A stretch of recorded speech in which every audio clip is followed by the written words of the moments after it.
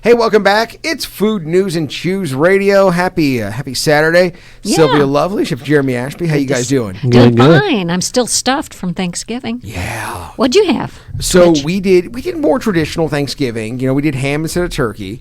But I was going to ask, they say that, well, I guess, so today's Saturday. Wednesday, earlier this week, was the official throw out your leftovers day. You guys are done What? with... Yeah. Say that again. So the Wednesday after Thanksgiving is the official national throw out your leftovers day.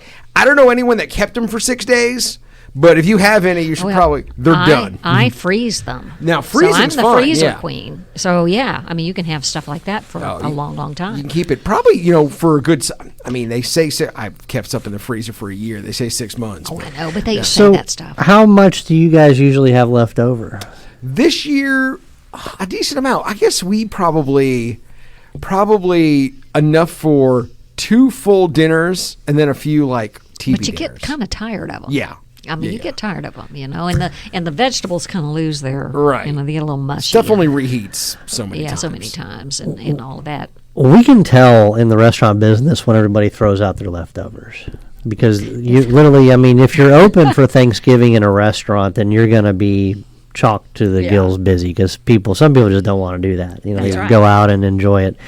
But the day after, Friday is Black Friday. People are out shopping. That whole weekend, restaurants are pretty slow unless you're next to a mall. Yeah. So, usually by around this time, the following weekend, you start seeing people kind of, emerge. They're a little bit fatter than they were a couple weeks ago. Maybe a little bit. They need to shave or maybe put on some makeup, lipstick, or whatever. But they start emerging again for the holiday season. So let me ask, after Thanksgiving, all right, so that's that time between Thanksgiving and Christmas, but after Thanksgiving, and you've stuffed yourself, and you're going to stuff yourself, right?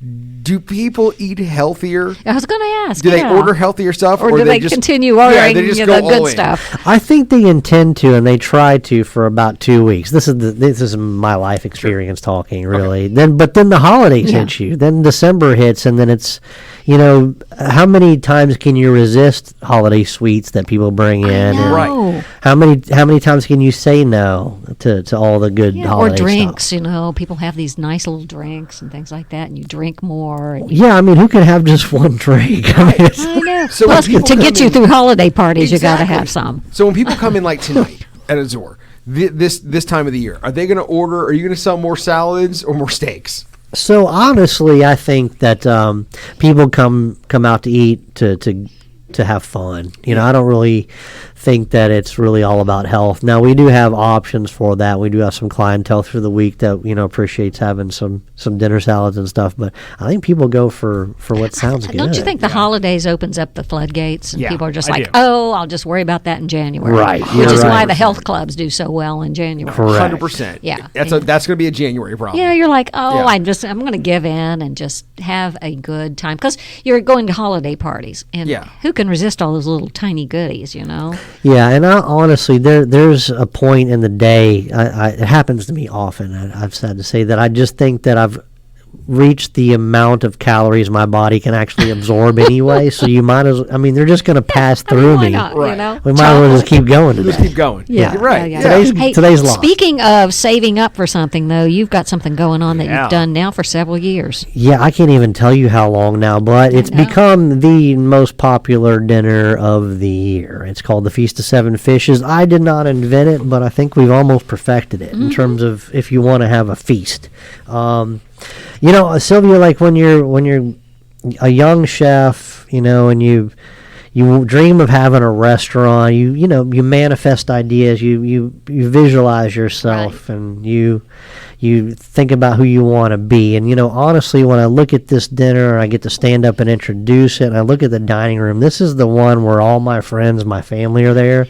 Like the dining room looks like it did. Are you still doing the long table setup? So we have one of those, but it's gotten so big that we sub-table it. And some groups are like 10 or 12 themselves. Right. So that kind of works for them anyway. So Although I tell you, one of the fun things about the long table, you usually sit by somebody you don't know, and you get to know new people. That was the idea behind it. Community. And we like that. We'll put together a communal table, but and that's what we want you to do. It's kind of about sharing a feast feast together and maybe talking to somebody. And it's served in big dishes, right? Yeah. So or is it individual? No, it's going to be served family style. So, guys, the Feast of Seven Fishes is an Italian tradition, usually on Christmas Eve, and you're just celebrating the birth of Jesus, right? And I guess the story is you don't eat meat. The Italians, they eat fish instead, right? So we're doing 7 different types of seafood critters, so to speak, 7 courses. These are wonderful courses. I've done them all. 7 courses of seafood. Watch and this is out served early family on. style. You sit down, there's an empty plate in front of you, but then we just bring out platters to your table of, you serve yourself like you were at a family dinner, the wine's flowing, we're celebrating. This is Thursday, December 21st. It's not Christmas Eve at Azure, but this is a fun one to go to. We're starting off with our fried calamari dish, which I have to bring back every year out of popular demand. It's lightly fried calamari with chickpeas and tomatoes and raisins and pine nuts and roasted red peppers. And then we go into garlic marinated shrimp and mussel salad. And that's with crisp celery and mint and lots of lemon juice and extra virgin olive oil to kind of coat it. The Italian farro that we add in there is kind of a grain. And I love the way that the farro and the mussels match in texture. It's really unique. Linguine with red clam sauce, a classic that'll grace the table next. Then sauteed flounder piccata, which I love this classic dish. We'll have these lovely little flounder fillets. I'll lightly flour them and saute them. They're just a little crispy and brown on the outside. And then piccata sauce, which classic, the way we're going to do it was shallots and garlic and lemon juice and capers and a little bit of white wine, and we'll fold in butter and just make a sauce to pour all over that fish. Then we'll do seared scallops with Parmesan polenta and brown butter sage pan sauce. That should be over the top. This is a new dish for this year. I'm doing a white truffle risotto, but on top I'm just basically drowning it in garlic buttered crab meat. Ooh. That sounds amazing. Good Right? Lord. That sounds amazing. Is that going to work for you, Twitch? Yeah, that sounds amazing. All right, then we'll finish That sounds up amazing. with a little chocolate hazelnut panna cotta, which let's just say it's just a little. No fish in that, right? No. Actually, if you look at the courses, there's 1, 2, 3, 4, 5. There's 7 courses. The last one doesn't have fish, That's the but dessert. the shrimp and mussel salad, there was you 2 go. fishies in 2 there, for 1 right? in 2 that little bivalves or shellfish. Sorry. So that's the menu. It's $75 a person. You get to eat all this stuff. Do you bring? Will you be selling wine pairings and with the different courses, or how does that Correct. work? You Now, gotta have wine, right? You gotta We have do. one. You have to. We, of course, have the full wine menu. We also bring out what we call kind of picks for that dinner. And I think there's a ticket where it's all you can drink wine for a certain price. Or we also have some Chiantis and some Italian wines that we bring out that we sell by the bottle. But, yeah, this dinner is definitely meant to be enjoyed with wine. So does the old hold true? They used to say, red wine with meat, white wine with fish. And I feel like those rules kind of went by the wayside, right? Yeah, gotten a little loosey-goosey. Well, yeah, they have gotten a little bit by the wayside, and that's a general rule. It doesn't always apply, right? I mean, like Pinot Noir and salmon is fantastic. It's delicious, right? Well, find me something that's And not then, Pinot Noir. have you ever had a white Pinot Noir? No. Brilliant wine, and it's actually the red grape, but they juice it and take the skins. take it out. It's so wow. completely white, so it's actually a red wine, white juice. Yeah. So does that work? So yeah. what's the flavor? Does it, when you drink it, if your eyes are closed, do you think it's a red wine or do you think it's a white wine? Well, it's chilled, so it automatically just your brain goes to white. But just like a white Zinfandel, it's actually a red grape. That's I guess you're right. Yeah. So there are some playful ways to do that, and but for the most part, I think generally your red meats stand up to the tannins of red wines, and Did you pick up anything new for the Seven Fishes dinner when you were in Italy? Anything that refined anything in particular? You know what it did was solidify a lot of things for me. It Right. gave me a lot of legitimacy that Yeah. what I have been cooking and what I have been tasting, I've been doing correctly. Oh, good. So yeah, there's a few little tweaks here and there. But this one, the white truffle risotto and crab, that's definitely from my 'cause you new did the white truffle experiences. hunt. Correct. Same thing with the flounder piccata. That was just kind of, it reminded me of that dish. You know how sometimes, you know, you want to overcomplicate things, but I just remember, since, you know, we did such heavy, or actually just did pasta courses every time in Italy, we always ended the meal with some kind of meat or fish, and it was very simply prepared with nothing else. A nice sauce, maybe a little vegetable or lettuces, or so it just kind of reminded me how nice it is to have a nice piece of fish with a nice little sauce. You know, just how beautiful that and simple that dish is, and how complete it is. Yeah. Do you think that maybe we in America, we like to put a lot of things on our plate all at once? We have these big garbage plates. We love, 5. Like at Thanksgiving. Yeah, you got to have a meat and 3, which turns into a meat and 4 because you got a side, then you need a side salad. Whereas, like, you're right. If you go to another country, go to Italy, for instance, you get your fish, and it's on a plate. You enjoy that on its own. Then the next course comes, which is really a pasta that would have been a side. Right. A little bit outside of our, but it's a course, yeah. Yeah. So is that a more satisfying way to eat? And do you think you eat less when you do it like that? You think that's a more healthy way to eat, maybe? It's way better experience, but I don't think we would slow down enough to enjoy that. You're right. I just don't think it fits in our lifestyle here, but they're way better at it. And the ingredients are just much more focused and disciplined. Period. Wow. They can take 3 ingredients and make it the focus. It doesn't have to be this with this and this and that. You were going to take a look at, and I know the bread making, you've talked a little bit about bread, that somehow the flour is different over there. Did you get deep enough to know that? Or I really tried to ask a lot of people that question. Unfortunately, everybody I went with, they didn't really have any gluten intolerance or gluten allergies to speak of, because that's what I was after. Like, okay, are you having any issues, or do you think there's something different?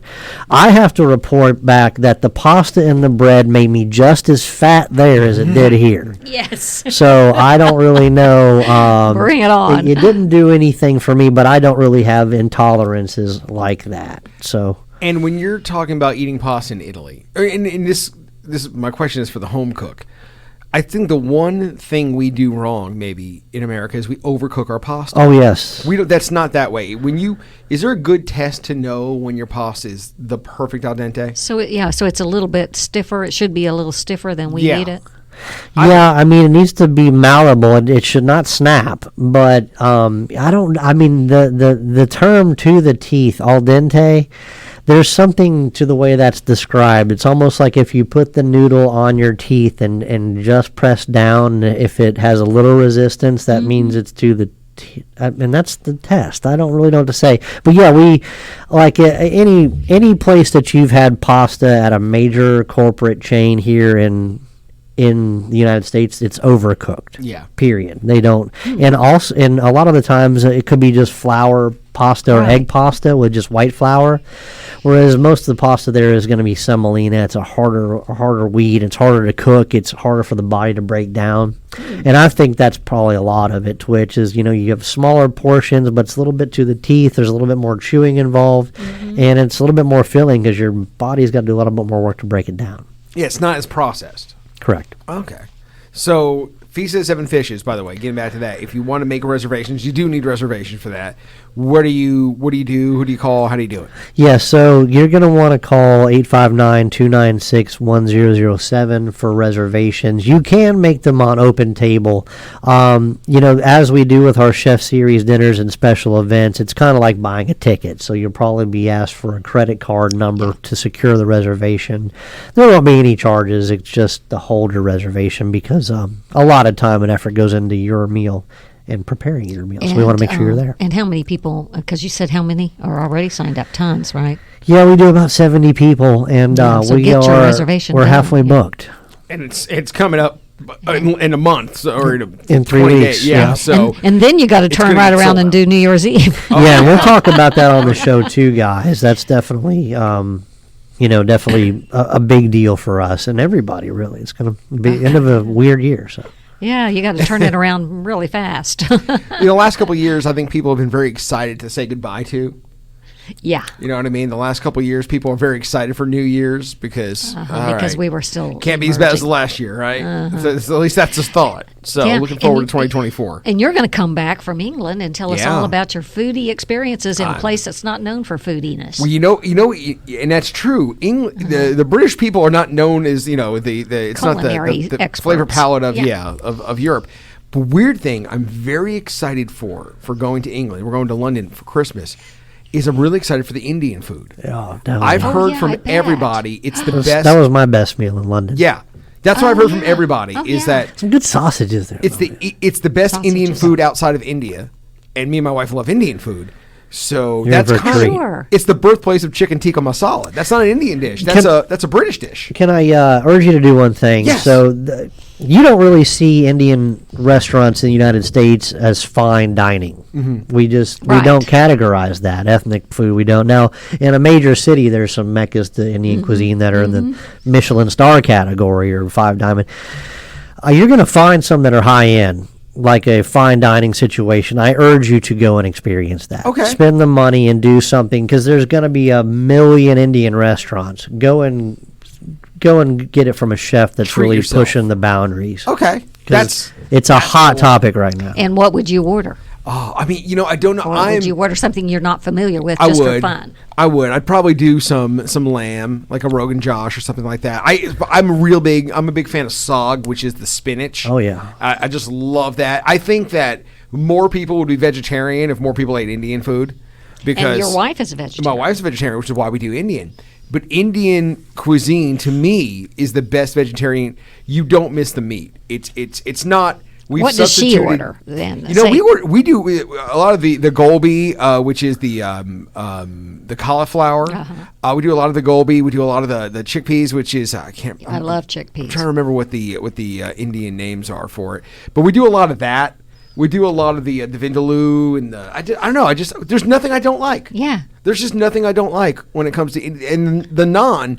By the way, naan. I love the naan. naan is the best bread in the world for a pizza. Sure. There is a couple of restaurants in London that do non-bread pizza. Yeah, it's not a far off thing. Yeah. Yogurt's probably the only ingredient Right. that separates the two. So really excited. And to I'm try down that. with some yogurt. Oh yeah. Well, listen, we got to take a break. And, speaking of delicious food, Beau's, the new breakfast and lunch place in Beaumont, open now. The owner, Spencer, coming in next to talk about Beau's it. Cafe. Don't go anywhere. Food News and Choose Radio. Hey, welcome back. It's Food News and Choose Radio. Thanks for joining us. Happy Saturday. We got a lot to talk about today. A new place in Beaumont. Love new restaurants. Yay. New restaurants open. It's like a new restaurant's like a puppy. You just want to go there. And, That's true. And pet Beau's on it. Cafe. Spencer. I've been petting on it a lot. by Have the you way. been? Yes, I have been. Spencer Searles of Beau's Cafe, which is in Beaumont, kind of next to Jay Renders. How you doing, man? Doing well. So first off, how long has the restaurant been open? A month. Oh, so it's new. It is Brand new. It's a baby. And the biscuits are to die for. Now, did you Just guys, saying. Did you guys do like a big grand opening, or do one of the kind of soft opening things to figure it out, or We is did. there really a way to do a soft opening in Lexington? I think they. No, we Yeah. we went with the quiet open plan and to try and have a little time to work out some kinks and Yeah. word spread quicker than we expected. Right, it doesn't So- take too long to find a Does new not. place that's open. Well, let's just kind of start at the basics. Let's start about the concept. We'll start about what you guys do, and then I want to talk food. And about the definitely. biscuits. Yeah. Yeah, you're in biscuits today. So you guys are mainly breakfast and lunch? We are strictly breakfast, lunch, open from. We do open to go at 7, and then the full service side opens at 8. And this is interesting because it's breakfast all day till you're closed, right? Correct. Yes, So that's good. Well, good deal. So, and there's a coffee component attached. Is that correct? there is. Yeah, we partnered up with Sunnergoss out of Louisville. It's a roastery, and so we get our coffee from them. And Good deal. So good is See, I deal. wish I'd known that because I offered him radio station coffee. And like when you have good coffee and someone offers you radio Politely said no. Yeah, right, politely. I was like, oh, maybe there's one coffee. No, he's one radio station, which I totally understand. it's I want to okay. ask a question Yeah. about that. Is it coffee with a little bit of food on the side, or food with some really cool coffee on the side? I think we like to hit both. Okay, so You they're know, like equal we, partners. Yeah, we wanted to serve really good coffee and we wanted to serve really good food, and I feel like we kind of hit a 50. We hit a mix of that. So. I'm sorry, I just looked at something on you. What did you just pull up? Go back up. The pancakes look amazing, but there was Thank something you. there with yeah. berries and Yeah, There's so a special Dutch thing. baby. that's a thing that we Oh. should really touch on. Is there's really not really, I don't think anybody around here that does Dutch babies except you guys, Yeah. right? So let's talk about where that came from and what it brings to the table. I mean, I have some past memories of eating Dutch babies. Yeah. It's not a regional thing here. Is that an No, actual it's- thing, though, that you reached back in history and there's actually or did you invent? No, it's a thing. It's a thing. And it's a type of pancake. it is. And it's a very Bernie got thin it the other batter, day. and you cook it in the oven, right? Yeah, so you preheat your cast iron, and then add butter, and you put in that thin batter so it heats really quickly, and that's what makes it rise. And then you throw it in the oven, and let it finish. Bernie got that and just slurped it up and licked the Yeah. plate and embarrassed both of us. So this is a dumb question, but on some level, is a Dutch baby sort of an American version of a Yorkshire pudding? It is same family. Same It thing, is right. Thin batter, Yes, hot pan, Exactly. lots of oil, and it just Yes. pops. Does it have more, say, leavening than a pancake? Does it puff up because it's high heat, or is it even puff up a whole lot? it's high heat and it's a lot of egg. A lot of It's egg, a so- very egg. So does it have kind of like that German Belgian pancake feel, a little bit more on the chewy or doughy side? It's a little more custardy. Gotcha. It's not super. It's a little chewy, Yeah. like a little bit, but it's it's kind of custardy almost. Yeah. Nice. So when you're doing it, when you decide I'm going to do a breakfast place, first off, why breakfast? I'm just kidding. And then secondly, because is it like just a thing you like to do, a thing you like to eat? How do you decide what's going to be on your breakfast? Like, because you're like, oh, I'm going to do breakfast. I got to do it a little differently. How do you decide? All right, we're going to do breakfast, but we're going to do this twist on it. First, we decided breakfast because we saw That a there was need for yeah. it. Sure. I always honestly say there's never enough breakfast I places. know, I love Yeah. breakfast places. There's not enough and there's places- something, you have the bar. I want to come and just sit at the bar and watch people and drink my coffee. Yeah. That's my next conquest. Absolutely. Beau's Cafe. Now, another thing that this brings to the table, which really I don't see in this region at all, also is a true rolled French omelet. Yes. Now, that's not exactly an What's that easy mean? thing to execute, especially in a line cook situation or a breakfast spot. What does that So mean? I'm going to let him explain it, but there's some touches to it. It can get a little daunting back there. But for me, it was more of, I wanted to offer something different, but also I just really love it texturally. Right. Yeah. It's my favorite, honestly, it's my favorite. I know it's tough, but it's my favorite way to eat eggs. Yeah. Something about it is just so Well, satisfying. it- So it's Sylvia, sort of what lemons, though. we're probably used to mostly in this region would be like a southern kind of Exactly. French omelet, typically, stuffed, and then sometimes it's got a little color on the outside, Yeah. right? And that's kind of a no-no with a French omelet. Really? Some of them are just folded over. Some of them are lightly rolled. The lightly rolled ones creates that kind of soft texture on the Fluffy, outside. yeah. But I'll let him speak to it more. But just kind of the heat control that's used in the pan it takes some skill. Yeah. Yeah. Yeah. It's, So tell us about it. So you have to be it's a very attentive thing. Like, you can't walk away from it. Yeah. You can't So multitask. not at all. Yeah. No. And you'll see, if you can see into our kitchen, if you ever have French omelets on, you can see them there sitting there Yeah, working working that omelet. Low But- heat, right? Well, you start high heat. Oh, okay. Start high heat, add your eggs, and you work it, and just so it doesn't stick. And you want it high heat because you want to make little ribbons. So you Okay. want it kind of cooking quickly.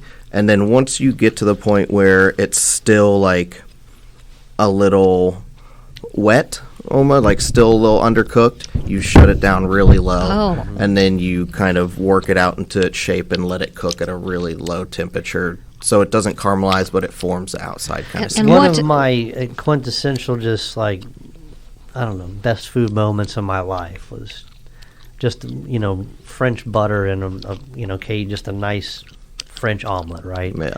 with just a little bit of butter and fresh white truffles. Is there some something chive. in it that makes it French? Like what are the stuffings? No, typically this preparation. one it's the preparation of it. And in fact, But you can put it'd anything be in it very much. and fold over. I that think right? that'd be one thing you don't really want to do with a Yeah. French omelet. Is Yeah. it's You very don't? few ingredients, if any. Maybe some cheese or butter. I mean, Yeah. that's So really it's just Herbs, egg and maybe. Yeah. But herbs. it's like it's an egg experience. it's So- an egg experience. Yeah. I was going to ask for everyone in the room because I think to me eggs. We talked about how people use omelets as a test of whether someone can cook or not. You make an omelet, right? But It's just almost an unfair test. it is. But here's the thing: there are so many ways. I know there are so many ways to cook eggs. Period. But there are actually a lot of ways to cook scrambled eggs. You can do a pan scramble where you scramble them in the pan. Well. You can scramble them a light scramble. You can Yeah. do a little white. Some people like the white. They like to see the white. Some people like them. I use an immersion blender when I make my eggs. Some people like big ribbons. Some people like smaller. Like, what is your because it's such a simple thing. It's just eggs and butter to pan. Do you have a preference on how you like to eat them? For me, Yeah. just like I said, soft scrambled with butter and chive. Okay, well, I gotta say, I see. Like I say, I'm the one. I've been there. I've been supporting Beau's Cafe a lot. And the eggs are so good. What's the secret to really good eggs? I mean, they're perfect. We source them locally. It's an art. Yeah, so we get local cage-free eggs, so they're good. They're flavorful fresh. to begin with. Yeah. But for me, it's just about you just not overcooking them. You have to be relatively gentle with eggs, I feel like, and you can't unless you're a hard fried egg where it's crispy on the edges is good high heat. But I feel like cooking scramble, you need to take a little more time. So and good. time. Also, you mess up the white a little bit, it turns into plastic. Yeah. It actually has that crunchy But it plastic has to be an art saran wrap form. over cooked It's hard to tasting. get eggs right. So, I think part of what you guys are speaking to is when you're making a dish and it's only 3 ingredients: eggs, butter, and salt. Yeah. They got the they gotta technique has to harmonize. be really on point. Yeah. And the ingredients actually need to be really good. For sure. So when you said something about locally sourcing your eggs, like mass produced, eggs are a great food no matter what you get. But eggs, there's a really big difference between a locally sourced fresh farm egg and a mass produced grocery store egg, right? Absolutely, 100%. Really? There's a different level of richness to its yolk. Yeah. You must Yeah, be you a can- super taster like Chef. and You can Twitch. tell those yolks just from a mile away. Really? The color of them, the height of them, some of the water content, just kind of how the white is formed. I mean, there's just really no Really good stuff. difference. It's almost like, and I'm not saying that mass-produced eggs are a bad thing. We need those in the food supply, definitely. But I don't know. Maybe it's the amount of time Well, that if they're you're going to have an egg from on your the plate, you want it cage to to be the shelf, really good. or if it's just that Whereas they're not fed the right Yeah. nutrition or not. So. 100%. Yeah, and maybe a mix or something. The mass-produced works, but if you're having a plated egg, for some people that sounds really plain, but that's typical of me: an egg and biscuits. Did I say biscuits? And see that does require a lot of skill. And hats off to you guys. I mean, taking the local focus approach to breakfast, because guys, I'm going to tell you right now, out there in the world, people are the most picky about an egg and a hamburger. And they're like, you'd think the easiest Yep. things to produce out of a mass produce, like, oh, you can't even cook a hamburger? Like, Yeah. not the way exactly you want it. And then the same thing with eggs, Yeah. Over medium is different for everybody. Tell me about your biscuits, though. They are so good. But you've ruined it for me. I can't have biscuits anywhere now. Except Good. Beau's You Cafe. keep coming, having them at the restaurant. So we use Weisenberger Mills all-purpose flour, and we use an organic cake flour from Janie's in Indiana. It took a lot of R&D to get it to where it's right a little bit before it's almost too much butter, but Yeah. right on the edge. So Is it there's all butter biscuit? all butter. There's a lot of butter. We chop up the butter half of it, and half of it stays in rounds, and then we just tri-fold and roll, tri-fold and roll. a lot of layers. So it's a lot of layers, and then soft on the inside. and then we egg wash really it, good. which gives it a little bit of that crunch on the top. And explain the potato. I was just looking at your menu. So you guys do deep fried scalloped potatoes? So they're not scalloped. They're just layered. Okay. So it's like thinly sliced, and we layer them out. Each layer gets salt and clarified butter, and then we wrap them and bake them. And as soon as they're done baking, we weight them down, press them, and freeze them. So they kind of formed a layered potato With block. butter in between the layers. And then you fry it. And then we cornstarch dredge it and okay. fry it, so it's real So it's a crispy quick on the pickup outside. for the cooks, but there's a lot It of is. preparation behind that, Yes. especially keeping up with probably your major starch for the Yes, restaurant. we sell a lot of them. So you're going to yeah. be making those a lot. Yeah. Let me ask you this: and by the way, I want to talk about your education, your background too. You went to Sullivan. We love Sullivan. They're our sponsor, and they're such a great place, and spawning all these great chefs and all of that. Organic. Does organic make a difference in the taste of food, or is it just health oriented? Is I it would more say pure? it depends. I would say that's tough, honestly. Mm-hmm. I would say it can. I think more so than anything, it's a It gives you confidence you're eating something that's it's a health benefit. It's you're avoiding things that are probably not the most beneficial for your body. Yeah, I mean, I feel like it's a hard thing to answer because, a carrot is a carrot from seed. It's how it's treated and how it's farmed that makes the difference between organic and just, right. your normal, agriculture. I think really the organic produce is probably cared for better in terms of they don't have any pesticides or anything like that. So the shipping is going to be a lot quicker. You're going to pay for more on the shelf, because of that. So I think overall it's maybe shelf life. Organic's probably fresher. And a lot of times when you're buying it, it may be from a local And a source. lot of times, I think that people don't go through the process of becoming organic, even though they do. Even though they do a good job. They do a real good job, and local's probably better because people are kind of watching what you do at the local level. You're very much right, Sylvia. There's mountains of paperwork involved with that licensing. The grower that I use, he's organic, but he's not going to take Go the time through to all fill of out. that, yeah. I mean, I don't even think he fills out the Kentucky Proud stuff. I mean, he's just that kind of guy. He doesn't want to Mm-hmm. mess with it. He grows food, and here you go. It can be, I think a lot of times it can be, being an organic farm can be difficult because it's not a super lucrative business from a financial standpoint. Yeah. It can be You do really that 'cause tough it's from your heart, to not yeah. have that cushion of like pesticides or antibiotics for beef and things like that help you maintain what you have and not have losses. Right. Because normally that the can be yield tough. is smaller, and and I would imagine in organic farming, also the fruits or vegetables, whatever, in general, are a little bit smaller. You go by the organic section; they're not quite as big as the big mass-produced, God knows what's Right. on them vegetables. Right. So I think with that, I think to me at least, when something's bigger, and going back to your point about flavor, I always imagine it to have less flavor. Something smaller seems Well, to. I go the other way. You think so? Really? I would I've say, dealt like- with a lot of little fancy frou baby vegetables in a lot of cities and a lot of dinners, and they're first show. They don't. I mean, you want a big healthy vegetable. It's going to taste like something. Yeah, Oh, big is better. There's a Morgan and Morgan. it's different with meat. I don't like the size kind of the matters other way thing. around on the tenderness. Though. All right, we won't go there. So we got about 2 minutes left. He does Beau's- lunch too. Yeah, and lunch. We'll get Yeah. Beau's Cafe in Beaumont, right next to Jay Render. So go check it out for breakfast and for lunch. What is everyone's favorite one breakfast food? I think. Yeah, Beau's or I'm just anywhere? curious. What do you like when you get up and you're gonna eat anything for breakfast? What do you want? Sausage For biscuit, breakfast? Oh, okay. and you got one. We do have one.